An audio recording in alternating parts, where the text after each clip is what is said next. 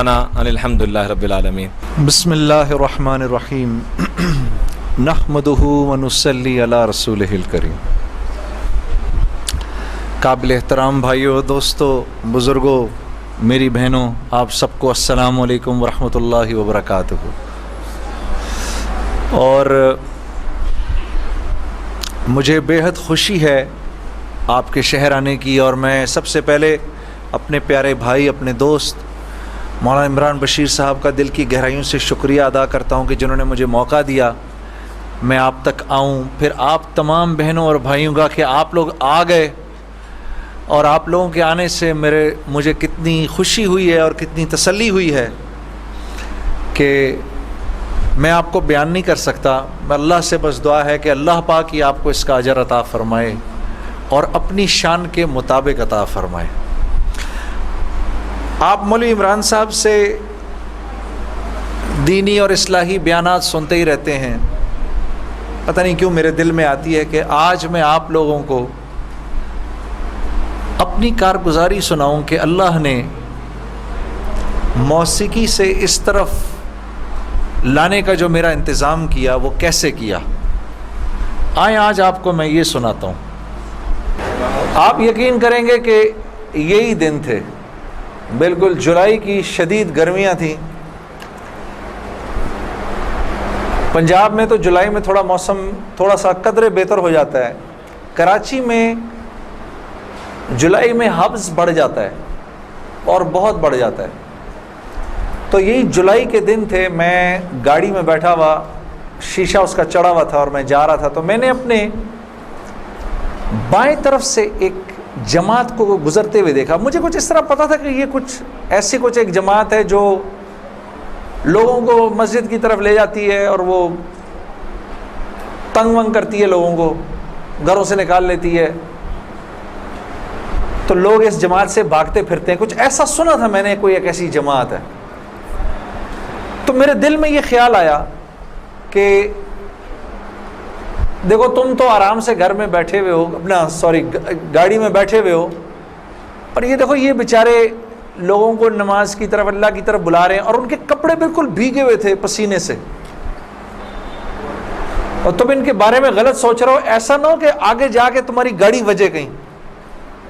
تو اپنی گاڑی کو بچانے کے چکر میں نے وہاں سے یو ٹرن مارا، اور یو ٹرن مار کے میں واپس لایا، اور واپس لا کے میں نے گاڑی کو یہ جماعت کے کچھ جو ساتھی تھے ان کے آگے روک لیا۔ روک کے میں گاڑی سے اتر کے میں جو جماعت کا جو سب سے آگے جو تھے بزرگ تھے، میں ان کے پاس گیا اور میں نے جا کے ان سے ایسے ہاتھ کیا، ہاتھ ملا کر میں نے کہا جی آپ بڑا اچھا کام کریں، میرے لیے بھی دعا کریں، ایسے ہی کہہ دیا میں نے۔ تو انہوں نے میرا ہاتھ پکڑ لیا اور مجھے کہنے لگے میں آپ کے لیے ضرور دعا کروں گا۔ اب مجھے کیا پتا کہ گشت پر نکلا ہوا ہو کوئی، اور وہ گشت پہ نکلا ہوا آدمی دعا کرے، یہ کیسے ہو سکتا ہے اللہ قبول نہ کرے؟ ہو سکتا ہے اس اللہ کے ولی نے میرے لیے دعا کر دی ہو۔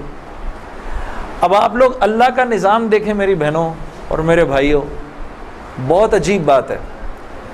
اس جماعت میں ایک جو لڑکے تھے ان میں سے ایک نے اپنی مسجد میں جا کر بتایا کہ تمہیں پتہ ہے آج ہمیں روکا کس نے؟ تو انہوں نے کہا بھائی کس نے روکا؟ کہا وہ سنگر نہیں ہے جنید جمشید، اس نے آج، یہ لوگ مقامی گشت کر رہے تھے، اس نے گشت کے دوران ہمیں روک لیا، اس نے ہم سے ایسے کہا بھائی ہمارے لیے دعا کرنا۔ اور جس مسجد میں اس نے یہ بات کہی، اس مسجد میں ایک نمازی تھا جو تبلیغ میں لگ چکا تھا، وہ 16 سال پہلے میرے ساتھ سکول پڑھتا تھا۔ اللہ کا نظام دیکھیں، 16 سال پہلے میرے ساتھ سکول میں پڑھتا تھا، تبلیغ میں لگ چکا تھا۔ اس نے کہا کس نے روکا تمہیں؟ کہا وہ نہیں ہے، وہ سنگر جنید جمشید، اس نے روکا ہمیں۔ اس نے کہا اچھا میں ٹھیک ہے۔ اب میرے اس دوست نے مجھے ڈھونڈنا شروع کیا۔ ہاں بچوں آپ لوگ آگے آ جاؤ، ادھر قالین پر آ جاؤ، ادھر آ جاؤ، ادھر آ جاؤ، آؤ میرے بھائی آگے آ جاؤ، ادھر قالین پر بیٹھ جاؤ، میرے لیے تو یہ کافی ہے، یہ قالین تمہارا ہی ہے، بیٹھو ادھر آ کے بیٹھ جاؤ۔ لیکن بات نہیں کرنی اور یہ نہیں کرنا۔ آپ نے انکل کی بات سننی ہے, ٹھیک ہے, یہ نہیں کرنا, یہ نہیں کرو تھوڑی دیر کے لیے, کیونکہ اگر یہ کرتے رہو گے پھر بیٹا سمجھ ہی نہیں آئے گی ہم نے کیا بات کی, ٹھیک ہے. 2 منٹ کے لیے شیطانی ہتھ کنڈے سے جان چھڑا لو. ہاں اچھا, تو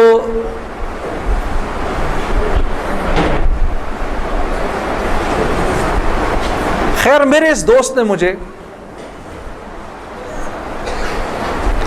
ڈھونڈنا شروع کیا,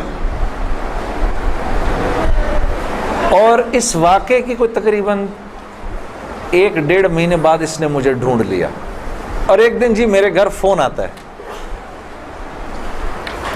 جنید. اب میں نے جب اس کا مجھے پہچانا, اس نے بولا جنید مجھے پہچانا. آپ یقین کریں گے میں 16 سال بعد اس کی آواز سن رہا تھا, میں پہچان گیا. میں نے کہا جنید بول رہے ہو؟ ہنسنے لگا. تو مجھے پہچان گیا؟ میں نے کہا میں بالکل پہچان گیا. تو اتنا تو شرارتی لڑکا تھا تو کلاس کے اندر. اور میں نے کہا کیونکہ ہم دونوں کے نام ایک تھے تو تیرے چکر میں بھی بدنام رہتا تھا. ہنسنے لگا, یار کمال ہے تو نے مجھے پہچان لیا. میں نے کہا ہاں میں نے پہچان لیا, میں نے تیرے سے ملنا ہے. میں نے کہا کیوں؟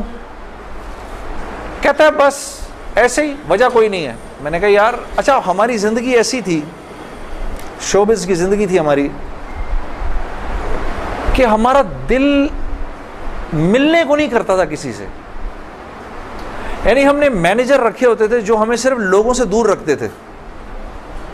ان کا کام تھا لوگوں سے بات کرنا, لوگوں سے ڈیل کرنا, ہم تک کوئی نہ پہنچے بس. یہاں تک کہ آپ حیران ہوں گے اگر میں آپ کو بتاؤں, یہ بڑی ایک افسوسناک بات ہے کہ ہمارے اپنے گھر والوں کا ہماری زندگی میں رول کم ہوتا تھا, ان مینیجرز کا رول زیادہ ہوتا تھا. آپ نے گھر کب جانا ہے, بچوں سے کب ملنا ہے, یہ تک ان مینیجروں کے ہاتھ میں ہوتا تھا. تو اب کوئی مجھے فون کرے کہ میں نے تم سے ملنا ہے, یہ تھوڑی کہ میں فوراً مل لوں گا اس سے. اب پتہ نہیں اللہ جانے اس نے کیوں ملنا ہے, میرا وقت ضائع کرے گا کیا ہے. تو میں نے جنید غنی سے کہا کہ یار بغیر وجہ کے کیوں ملنا ہے تم نے, بس ایسے ہی.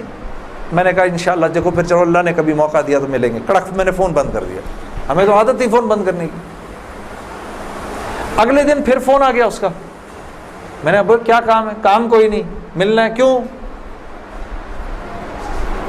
یار کوئی وجہ نہیں, مل لیتے ہیں. میں نے کہا یار وقت نہیں ہے, فون پہ بات کر لو. نہیں فون پہ کام کوئی نہیں ہے. کڑک فون پر 1 دفعہ ہوا, 2 دفعہ, اب اس کا میں ہیلو سنتا تھا, فون بند کر دیتا تھا. یہ سلسلہ 1-2 مہینے تک چلتا رہا, یہاں تک کہ جنید غنی کو میرے گھر کے نوکروں کے نام یاد ہو گئے, فون اٹھانے والوں کے نام یاد ہو گئے, سب کچھ یاد ہو گیا. اس کو سب پتہ ہوتا تھا میں کب پاکستان میں ہوں, کب نہیں ہوں, کب کہاں ہوں, سب. ایک دن اس کا فون آیا, تو جب میں نے فون رکھنے لگا مجھ سے کہتے دیکھ میں تجھے اللہ کا واسطہ دیتا ہوں, میری 1 منٹ کی بات سن لے. میں نے بولا بولو. میں ابھی عمرہ کر کے آیا ہوں, تو میں مدینے اور مکے کی کھجوریں اور زمزم اور یہ کچھ چیزیں لے کر آیا ہوں, یہ لے لے میرے سے, پھر اس کے بعد میں چلا جاؤں گا. کتنی دیر کے لیے آؤ گے تم؟ 5 منٹ کے لیے. میں نے کہا ہاں 5 منٹ. جنید غنی یاد رکھنا 5 منٹ. دوپہر کو مجھے یاد ہے 3:30 بجے ابھی تک پلاننگ ہوئی, جنید غنی صاحب آئے. اب میں نے جب جنید غنی کو دیکھا تو میرا تو دماغ ہی چکرا گیا. کیا دیکھتا ہوں, سفید لباس ہی جیسے مولوی صاحب نے پہنا ہوا ہے, سر پہ پگڑی, اتنی بڑی داڑھی, اوپر واسکٹ پہنی ہوئی اس نے, پائنچے اس کے اوپر. میں نے کہا جنید غنی یہ تجھے کیا ہو گیا؟ کہتا ہے مجھے کیا ہو گیا؟ میں کیا کہوں تجھے کیا ہو گیا؟ میں نے کہا یہ تیرا حال تیرے جیسا ہے شیطان, یہ اتنا بڑا بزرگ بنا ہوا, آؤ بیٹھو میرے پاس. آیا میرے پاس بیٹھا, اس نے مجھے کھجوریں دیں, زمزم دی, جانماز دی, اور پورے 5 منٹ میں کہتا ہے میرے 5 منٹ پورے ہوئے, اب میں چلتا ہوں. میں نے کہا نہیں اب بیٹھ جاؤ. بیٹھ جاؤ, مجھے بتاؤ یہ سب کیا ہے. پھر مجھے کہنے لگا چل چھوڑ اس کو یار, اسکول کی بات کرتے ہیں. میں نے کہا اسکول چھوڑو, مجھے بتاؤ یہ کیا ہے, یہ کنہوں نے تمہارا حال کیا. یہ مجھ سے کہنے لگا مل لو ان سے. میں نے کہا ہاں میں نے ان سے ملنا ہے, میں نے ان سے ملنا ہے. آپ سوچو کوئی آدمی تبلیغ والوں کے چنگل میں پھنس جائے, ہاں, تو مجھ سے کہتا ہے کل سے ہمارا اجتماع شروع ہو رہا ہے, میرے ساتھ اجتماع پر چلو. میں نے کہا میں چلوں گا. تو میں کل تمہیں پک کرنے آؤں گا, صبح کے وقت پک کرنے آؤں گا. آپ یقین کرو 5 منٹ کے لیے آیا تھا, 3.5 گھنٹے میں نے بٹھا کے رکھا اس کو اپنے پاس. میں اس سے باتیں سنتا رہا, جنید غنی کیا, پھر کیا ہوا, پھر کیا ہوا, پھر کیا ہوا, کیا ہوا, کیا ہوا. آخر میں نے کہا میں تمہارے ساتھ اجتماع پر چلوں گا. خیر جی, میں تیار ہو گیا. میں نے اپنی نئی صاف ستھری جینز نکالی, اپنی میں نے ٹی شرٹ نکالی, لمبے لمبے میرے بال تھے, ہاں, میں تیار ہو گیا جس طرح میرا خیال تھا بہترین طریقے کا تیار ہونے کا. میں ہو گیا تیار. اب جب میں وہاں پہنچا, اترا, میں نے جا کے اجتماع دیکھا تو میں نے دیکھا کہ ہر آدمی شلوار قمیض میں, ہر آدمی کے سر پہ ٹوپی. تو میں نے جنید غنی سے کہا جنید غنی سن, یہ مجھے کوئی مار وار تو نہیں دے گا ادھر ہے, میرا کوئی قتل وتل تو نہیں ہو جائے گا میرا. کہتا نہیں ہم لوگ مارنے والی پارٹی نہیں, ہم لوگ کھلانے والی پارٹی ہیں. میں نے کہا اچھا لے جاؤ مجھے اندر. پھر اب میں اندر جانا شروع ہوا اجتماع گاہ میں, تو میں نے دیکھا کہ لوگ ایک دم اکٹھے ہونا شروع ہو گئے. پیچھے سے مجھے آوازیں آئیں, ارے یار یہ تو جنید جمشید ہے یار. کوئی 2-4 آوازیں آئیں, ابھی یہ ادھر کیا کر رہا ہے کوئی. تو مجھے یہ بات بری بھی لگی ہلکی سی, کیا مطلب بھائی کہ تم بہت بڑے مسلمان ہو, میں نہیں آ سکتا کیا. خیر میں اندر گیا, اندر جا کر بیٹھا تو میں نے دیکھا ایک مجمع سب پہنچ گیا ملنے کے لیے, دیکھنے کے لیے. جو بھی جنید غنی نے مجھے بٹھایا, تم ادھر ہی بیٹھو یہیں پر, اور میں ابھی ایک صاحب کو لے کر آتا ہوں. خیر یہ مجھے بٹھا کر چلا گیا. اتنی دیر میں ایک نوجوان لڑکا, یہ جیسے بھائی لوگ بیٹھے ہیں اپنے, 18-19 سال کا, یہاں سے بیچ میں سے راستہ توڑ کے میرے پاس آ گیا. مجھے آ کر کہتا ہے جنید بھائی نماز پڑھتے ہیں آپ؟ تو میں اس کو ایسے دیکھنا شروع ہو گیا. اب میں نے کہا کیا جواب دوں میں اس کو, ہاں بولوں کہ نہیں بولوں, سچ بولوں کہ جھوٹ بولوں. میں دیکھتا رہا اس کو, دیکھتا رہا, لیکن اندر ہی اندر نا مجھے غصہ آنا شروع ہو گیا کہ اب یہاں یہ ہوگا, اگلا پوچھے گا آپ قرآن پڑھتے ہیں کہ نہیں پڑھتے ہیں, پھر اگلا پوچھے گا آپ روزے رکھتے ہیں نہیں رکھتے ہیں, آپ نے حج کر لیا. مطلب یہاں اب میری کیا اب یہاں پر کیریکٹر اسیسنیشن ہوگی کیا؟ میں ابھی یہاں پر کیریکٹر اسیسنیشن کروانے آیا ہوں, اپنی کردار کشی کروانے آیا ہوں میں یہاں پر. تو میں نے وہ لڑکا جو ساتھ بیٹھا تھا, میں نے کہا یار اس کو بولو جنید غنی کو یہ مجھے غلط جگہ لے آیا, وہ میں یہاں سے جا رہا ہوں ابھی. وہ بھاگا گیا اس کے پیچھے, اس کو لے کر آیا. جنید غنی نے کہا کیا ہو گیا یار جنید, کیا ہو گیا؟ میں نے کہا یار کچھ نہیں. تو وہ کہتا ہے یہ ابھی ایک لڑکے نے آ کے پوچھا تھا ان سے آپ نماز پڑھتے ہیں نہیں پڑھتے ہیں. تو جنید غنی نے کہا تو نے اس لڑکے کو آنے کیوں دیا؟ اتنا غصے ہوا وہ اس پہ. میں نے جنید غنی کو ٹھنڈا کیا, میں خود بھی تھوڑا ٹھنڈا ہوا. میں نے کہا یار کیوں ناراض ہوتا ہے, وہ لڑکا بات تو صحیح کر رہا تھا نا کہ نماز پڑھنی تو چاہیے مجھے. تو اس نے جو جملہ بولا نا مجھے, وہ مجھے آج تک یاد ہے.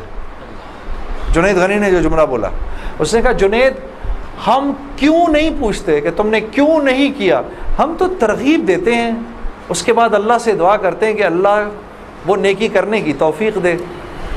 ہاں وہ آج بھی مجھے وہ بات یاد ہے.